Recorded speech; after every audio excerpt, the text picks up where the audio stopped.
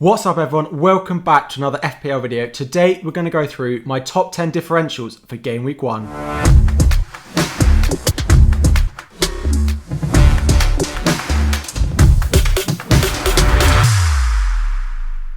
What is up everyone, welcome back to another video. So as I mentioned in the introduction, we're going to go through my top 10 differentials for the start of the season that can hopefully give you a little bit of a boost at the start of the season over those players, all going with all those maybe template players. These very low ownership options could help you boost up the rankings at the start of the season. If you are enjoying these videos every single day between now and the start of the season, do of course hit that subscribe button with notifications so you get a little bit of a reminder when these videos come out. But let's dive straight into them. The first differential we've got is Ben Chilwell, who is owned at pretty much exactly 10%. So he comes in at 6.0 million, and one of the main reasons that Ben Chilwell is low owned at the moment is the start of the season that Chelsea have. So you can see in the bottom left hand corner there, Arsenal, Liverpool, Tottenham, Man City all in the first 6, with Aston Villa and Crystal Palace at home as well for them there. However, I think there's a lot of reasoning that I think Chilwell could still be one of the highest scoring defenders both at the start of the season as well as the game weeks throughout. Chelsea was one of the best defences since Tuchel came in and took over from Frank Lampard. They conceded the fewest goals and they also created a lot of chances. So getting up that left hand side, Chilwell putting the ball into the box with crosses, getting into the box and often, occasionally scoring goals as well, gave him 5.15 points per start. And I think there's a lot of stigma around the fact that Chilwell was a rotation risk. However, he actually started 27 games last season out of 35 that he was possible to be selected for without an injury. So that is definitely not that rotation prone player that we've maybe seen. And he proved in the Champions League final, amongst other games, that he is the best left back option for Tuchel to go with. And with there being less Champions League matches going on at the start of the season, it means there's likely to be less rotation as well. So even with a difficult start to the season, if Chelsea could keep a clean sheet, for example, at home to Crystal Palace and at home to Aston Villa in those 2 easier fixtures, which is quite possible, and then there's one other clean sheet against Arsenal, Liverpool, Tottenham or Manchester City, which again seems very likely, then that's already 3 clean sheets in the first 6 without maybe another clean sheet, maybe another attacking return for Chilwell in there as well. So I think at 6 million, just because he's got difficult fixtures, I think he's being slightly overlooked for the start of the season, but at 6 million he's definitely one I'm considering, and if I don't own him necessarily for the very start, I think I may regret it and I may look for him later on, but definitely a good differential with low ownership at the moment. Moving on to the second option, we have a midfielder now in Mahrez of Manchester City. Now, he returned 6.13 points per start, which is the 4th most points per start out of any player in the league last season. So it's no doubt that when Mahrez gets starts, when he gets minutes, he's a great asset to own. He scores so many goals, the occasional assist as well, but it's mainly that goal scoring ability that he's shown.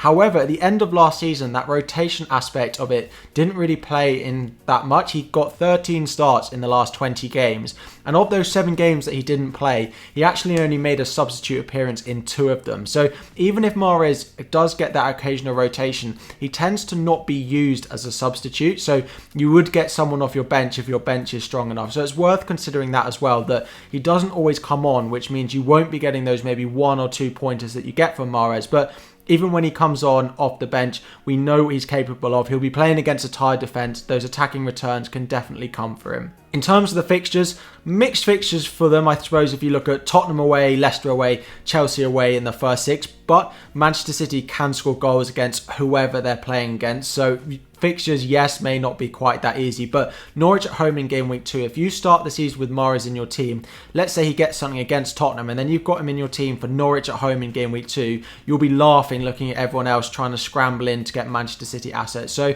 9 million, it's not quite as expensive as someone like De Bruyne that you could have, or Sterling, so it allows you to save a little bit of budget. But if Mahrez continues to get the minutes that he got at the end of last season, then at 9 million I think he could be a really nice differential for us.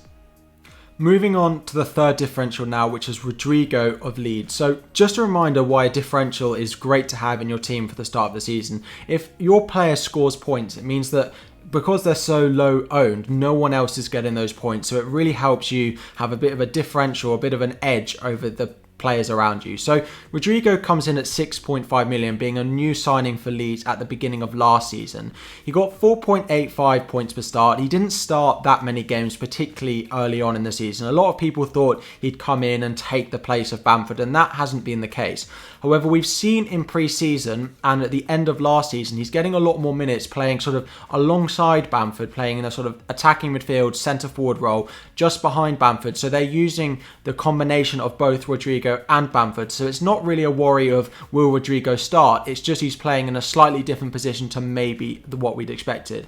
However, when he is getting minutes for Leeds, he's really attacking. He's always involved. He's got the most expected points per start of any Leeds player last season. So as I said, at the end of last season, he really started to get those minutes, getting attacking returns as well. So if he can continue to go on that run and actually get a sustained run of minutes, as we're seeing from Leeds in pre-season, then at 6.5, along with the likes of Harrison, Rafinha in midfield, and 1.5 million cheaper than Bamford, I think Rodrigo has potential to be a really nice differential and is very low owned as well, sort of under 2%. So 6.5 million, the opening fixtures are okay. Everton at home, Burnley, Newcastle, West Ham with Man U and Liverpool in there as well. However, we know Leeds can score against any team in the league. So just because those a couple of fixtures in there may be slightly more difficult, I'd still back Leeds to put the ball in the back of the net. And if Rodrigo is starting, there's quite a high chance that he'll be involved as well. Moving on to the fourth differential now, we have back to defence. We have Ezri Konsa of Aston Villa coming in at 5 million. So Aston Villa got the third most clean sheets last season, both thanks to the defence, but also thanks to Emi Martinez in goal behind them. However, a lot of us are either looking at Martinez in goal or looking at Target in the defence, but I think there's a strong case to go with Ezri Konsa for his explosive potential at the start of the season. Now, he didn't capitalise on some of the opportunities that he had last season in front of goal. From corners, he's such a big threat. So because those goals didn't go in, a lot of us aren't considering him. However, he had the second most expected goals for any defender, 5.0 million and under. So this includes all of the other Aston Villa defenders. He ranks first for expected goals amongst them, but also any other defender priced 5.0, 4.5, 4.0. He's only just behind Dunk, but he actually had sort of more big chances to score than Dunk did. So given the opening three fixtures for Aston Villa of Watford away, Newcastle at home and Brentford at home, I think Konsa at 5 million offers a really nice alternative to the likes of Target and Martinez. He's definitely got a goal in him. Set pieces with the likes of Buendia taking them now. Konsa is going to get on the end of one of them. He scored in pre-season as well. So I think he's going a bit under the radar. Definitely the Aston Villa defender I'm considering if I go with one for the start of the season. Just 5.0 million, very easy to fit into our teams as well. The fifth differential that we have is Nicolas Pepe of Arsenal coming in at 7.5 million. Just before we do, 70% of you guys watching my videos are not subscribed. We're trying to get as close to 10k subs by the start of the season. If you are enjoying these, of course, do subscribe. It would be much appreciated. But Pepe got 5.81 points per start. Again, his first season, a couple of seasons ago, he didn't quite do what we expected. Last season, he got a big price drop down to sort of 7.5 million. And he's managed to hold at the price despite finished the season very well. And it feels like he's finally finding his feet in the Premier League, being part of that Arsenal team. He got 6 attacking returns in his last 6 starts for Arsenal. So we can see that at the end of last season, when he starts to get a few more regular minutes, we know what he's capable of. We know he's a talented player, but he just quite hasn't produced it in the Premier League as of yet. There's also no European commitment for Arsenal, so that rotation aspect is likely to be less. Willian's unlikely to get minutes, and with there being no signings at the moment, it does feel like Pepe out on that right-hand side is likely to be the first choice winger playing each and every game as well, given the form he ended the end of the season on. So the starting fixtures are okay. Brentford and Norwich in game weeks 1 and game week 4 are the standout fixtures, with Chelsea and Man City in there as well. However, given the form that he ended last season on, if we can even replicate that to some sort of extent, I think 7.5 million, he has the potential to be one of the highest scoring midfielders at that price and is currently going very much under the radar.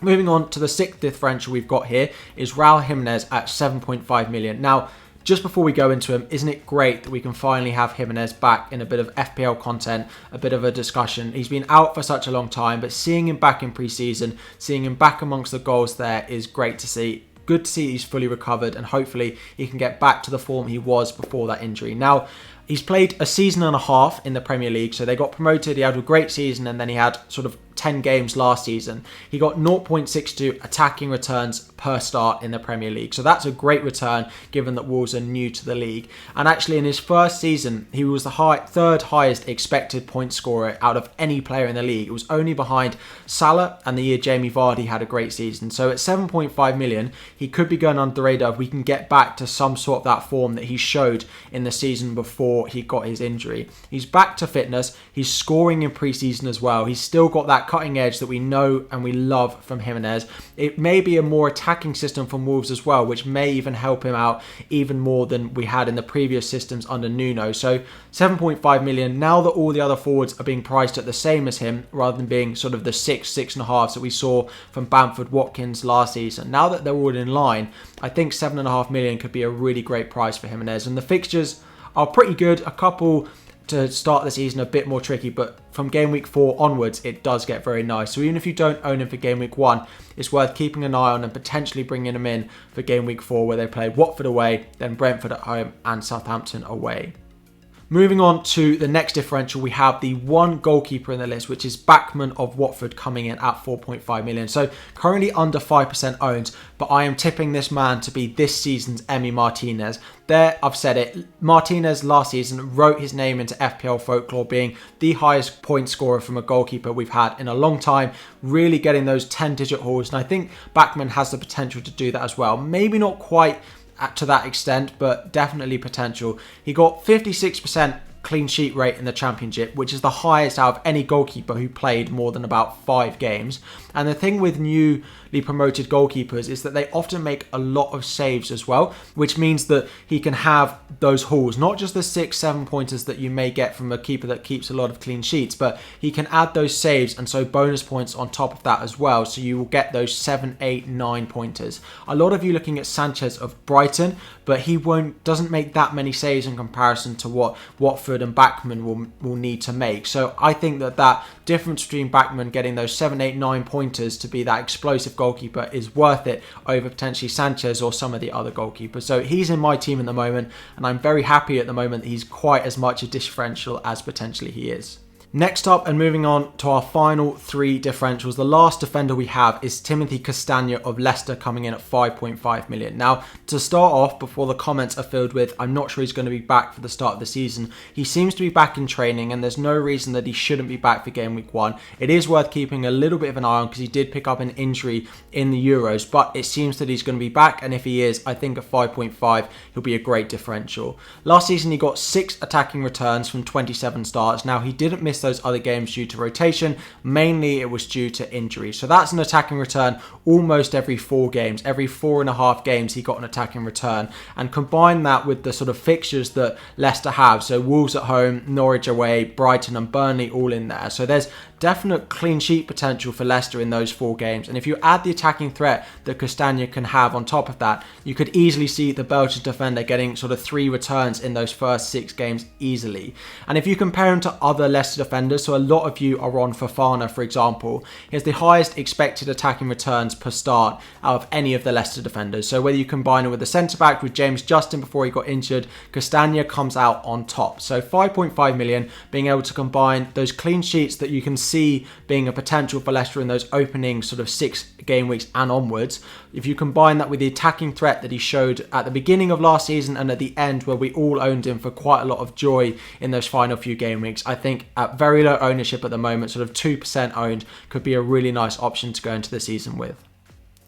Next up, we have Sarr, so our second Watford player on the list. He got 13 goals and 5 assists last season, coming in as Watford's player of the season in the Championship. So the big thing for me with Sarr is that he's been proven in both the Championship last season, but also when he was in the league the year before, he was very difficult to play against. And so the fact that he's got that Premier League experience means that his Watford teammates may rely on him a little bit more. We know that he's proven in the league. He scored a hat-trick against Liverpool the year they won the league. So we know he has the calibre to score against whatever team he's playing against. 6 million comes in a lot cheaper than a lot of the other midfielders, so he's quite a good enabler as well as being a bit of a differential. So if you need a cheap mid, I think Sarr could be the one to go for. Aston Villa, Brighton, Tottenham, Wolves, Norwich, Newcastle in the first 6. definite chance for Sarr to hit the ground running with those 6 fixtures, given that he may be on penalties as well. He's been taking them in pre-season for Watford so far when Troy Deeney isn't on the pitch. Just means that I think at 6 million he has a lot of different avenues that he can score you points in, and a really nice start to the season as well. The final differential we have is Callum Wilson coming in at 7.5 million. Now, again, a 7.5 million forward that is now in line with a lot of those other forwards like Watkins, Bamford that got their price rise, which means it's a much more level playing field than potentially it's been before. Last season, Wilson got 5.7 points per start. He started the season really well before picking up an injury and then having a bit of a quiet end to the season when he did return, not getting as many minutes, getting a bit of a rest once Newcastle was saved. So if we look at his form before he got his injury, before they were sort of secured from relegation, he got 10 goals and 6 assists in his first 21 starts, which is just a crazy return. 16 returns from 21 starts for a 7.5 million forward who is currently about 6% owned, and he was involved in 62% of all the goals that Newcastle scored when Wilson was on the pitch. Now, a big factor of that is Newcastle not scoring that many goals and Wilson being on penalties. However, you know that if Willock comes back, which it seems to be rumoured that he might be doing it, if they continue to score as many goals as they did at the end of the season, if Wilson is on the pitch, if he's on penalties as well, I can just see 7.5 million being a really nice price for him. It may not be the most exciting pick. You may not love watching him. However, because of that penalty aspect, because of how clinical he is, he's proven it at Bournemouth and now at Newcastle as well, it could be a great price for him. A good start to the season as well. West Ham, Aston Villa in the first 2. Okay, potentially difficult defences to play against, but then they've got Southampton, Leeds, Watford all in there as well. So he did score against Man U last season, so there's definitely a chance for Wilson to get on the score sheet in those opening 6 fixtures. 7.5 million and very low owned. He could be a really nice alternative to the likes of Antonio, Bamford, Watkins, who are more highly owned at the moment. But those are my top 10 differentials. If you've got any other low-owned players that you are considering for your team, do drop them in the comments down below and I will let you know my thoughts, whether you should be owning them or not. If you have enjoyed these videos, the season is almost upon us, so please do like and subscribe with notifications as well as we get closer and closer. The live streams are coming back, the videos are in full flow, but that's all we've got time for, and I will see you all again tomorrow.